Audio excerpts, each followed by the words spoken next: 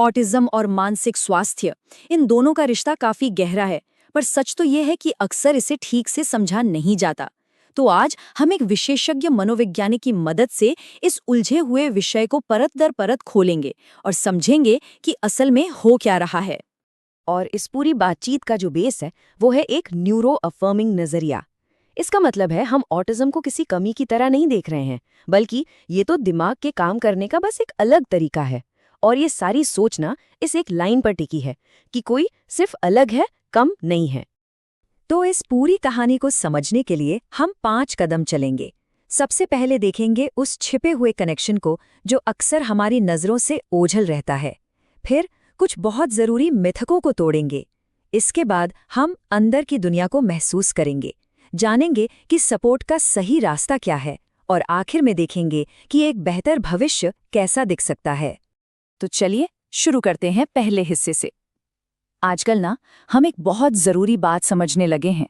कई बार जो मानसिक परेशानियां हमें ऊपर से दिखती हैं, उनकी जड़ असल में कहीं और होती है।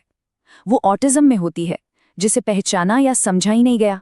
इससे ज़रा ऐसे सोचकर देखिए कि एंग्जाइटी या डिप्रेशन जैसी जो चीज़ें हैं, वो शायद अपने आप में कोई बीमारी ना हो, बल्कि ये एक रिएक्शन हो सकती है, उस दुनिया में रहने का रिएक्शन जो ऑटिस्टिक लोगों के हिसाब से बनी ही नहीं है। ये तो एक तरह से एक नेचुरल रिस्पॉन्स है। अच्छा, तो ऑटिज्म के साथ अक्सर और भी चीज़ें जुड़ जाती हैं, जैसे एंग्जाइटी, डिप्रेशन, ओसीडी, यहाँ तक कि खाने पीने से जुड़ी दिक्कतें भी। लेकिन यहाँ एक बहुत गहरी बात छिपी है। इन सब चुनौतियों की जड़ में जानते हैं क्या है? अक्सर ट्रॉमा होता है। मतलब वो बुरे अनुभव जो किसी को अंदर तक हिला देते हैं। तो फिर इसका हल क्या है? हल है एक ट्रॉमा इन्फॉर्म्ड अप्रोच।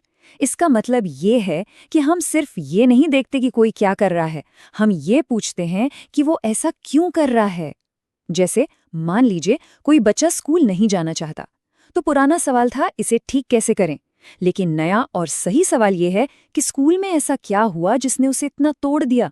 देखिए सोच में कितना बड़ा फर्क है। चलिए अब आगे बढ़ते हैं और कुछ सबसे बड़ी गलतफहमियों को दूर करते हैं।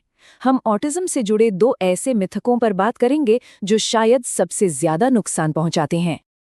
अक्सर क्या होता है, जब हम किसी को मुश्किल में देखते हैं या जिसे डिस्ट्रेस्ड बिहेवियर कहते हैं, तो उसे हम फौरन गुस्सा या बदतमीजी का नाम दे देते हैं। पर क्या हो अगर हम इसे पूरी तरह गलत समझ रहे हों?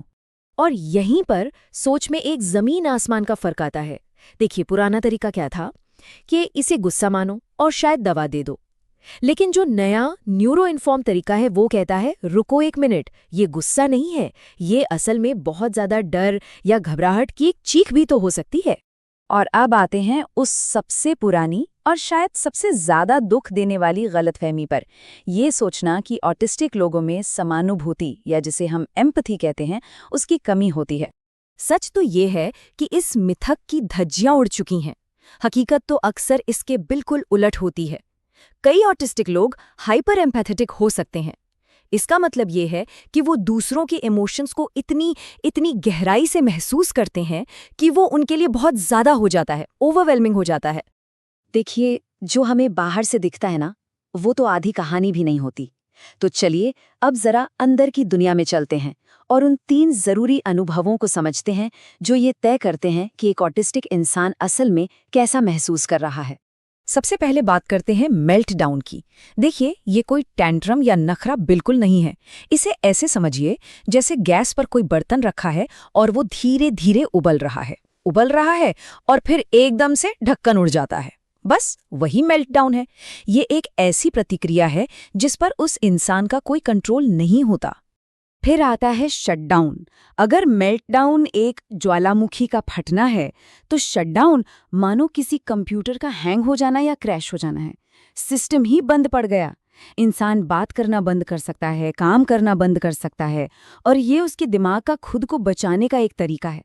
तो एक तरफ है मेल्टडाउन जो एक बाहरी विस्फोट जैसा है और अचानक होता है, और दूसरी तरफ है शटडाउन जो अंदर की एक गहरी खामोशी है और ये लंबे समय तक चल सकती है।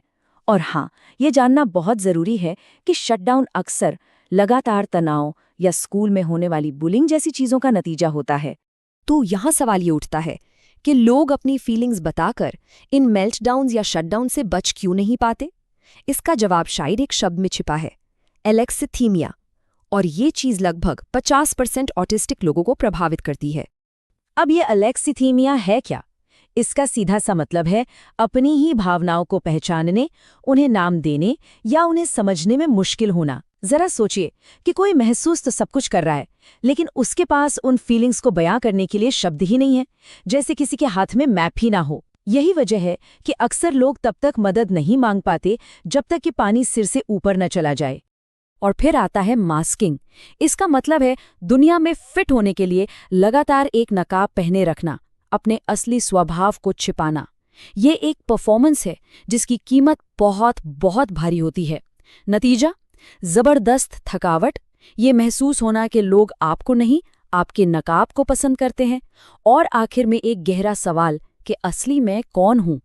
तो हमने समस्याओं को तो काफी गहराई से समझ लिया। आप बात करते हैं समाधान की। आखिर वो क्या है जो सच में काम करता है, जो असल में मदद करता है? एक्सपर्ट्स का कहना है कि मदद का एक सही क्रम होता है, और ये क्रम शायद थोड़ा हैरान करने वाला हो। पहला कदम हमेशा माहौल को बदलना होना चाहिए, इंसान को नहीं। थेरेपी उसके बाद आती है, और दवा वो तो आखिरी विकल्प होना चाहिए, पहला कभी नहीं। और माहौल बदलने का मतलब कोई बहुत बड़ा या महंगा बदलाव नहीं है। कभी कभी स्कूल यूनिफॉर्म में बस थोड़ी सी फ्लेक्सिबिलिटी देना, जैसे पॉलिएस्टर की शर्ट ना पहननी पड़े, या किसी के लिए एक शांत कोना बना देना। ये छोटी छोटी चीजें भी जादू कर सकती हैं। सबसे जरूरी बात यह है कि हर किसी के लिए हल अलग होगा, कोई एक साइज सब पर फिट नहीं होता। और ये सारी बातें हमें हमारे आखिरी पड़ाव पर ले आती हैं, एक ऐसे भविष्य की ओर जहां मकसद सिर्फ किसी तरह जिंदगी काटना नहीं, बल्कि सच में खिलना, आगे बढ़ना हो। तो आखिर ये न्यूरो अफर्मिंग सोच है क्या? सीधा सा मतलब है, ये एक ऐसा नजरिया है जो दिमागी अंतर को एक प्रॉब्लम नहीं, बल्कि इंसान होने का एक और तरीका मानता है, उसे सेलिब्रेट करता है। इसका मकसद किसी को ठीक करना या बदलना नहीं है, बल्कि उनकी असली ताकतों को पहचानकर उन्हें वो बनने में मदद करना है जो वो असल में हैं। और हम इस चर्चा को इसी एक सवाल के साथ खत्म कर रहे हैं, क्या होगा अगर हम लोगों को बदलने की अपनी कोशिश छोड़कर उनके आसपास के माहौल को बदलने पर ध्यान दें? शायद बदलाव की जिम्मेदारी उनकी नहीं, हमारी है।